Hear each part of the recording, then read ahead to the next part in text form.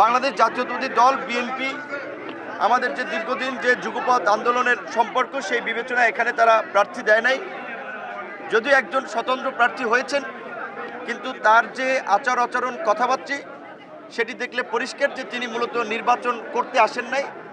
তিনি নির্বাচন বানচাল করার জন্য বা নির্বাচনী পরিবেশ ঘোলাটে করার জন্য এলাকায় আসছেন, যার ফলে নানান ধরনের উস্কানিমূলক কথাবার্তা বলছেন, মিথ্যা বিভ্রান্তিমূলক প্রোপাগান্ডা ছড়াচ্ছেন, অনলাইনে বক্তব্য দিচ্ছেন। আজকেও আমি জেলা প্রশাসকের কাছেও সেই বিষয়ে দৃষ্টি আকর্ষণ করেছি যে একজন প্রার্থী হিসেবে এই ধরনের চরিত্রহনন মানহানিকর বক্তব্য দিতে পারে না। এই বিষয়গুলো যেন জেলা প্রশাসকও ব্যবস্থা নেয়, কারণ আপনি জানেন যে এখানে বিএনপি এই যুগপৎ আন্দোলন থেকেই তার মিত্রদেরকে আশ্বস্ত করেছে। জাতীয় পর্যায়ে তারা পরিষ্কারভাবে বলেছে যে বিএনপি যদি নির্বাচনে জয়লাভ করে তারা যুগপৎ আন্দোলনের মিত্রদেরকে নিয়ে সরকার গঠন করবে। এমনকি মিত্ররা যদি নির্বাচনে জয়লাভও কেউ না করে তাদেরকেও সরকারে রাখা হবে। তো বিএনপির এই ভালো উদ্যোগে সাড়া দিয়েই কিন্তু আমরা বিএনপির সাথে অ্যালায়েন্স করে নির্দিষ্ট কোনো দলের প্রার্থী বা এমপি হতে চাই না।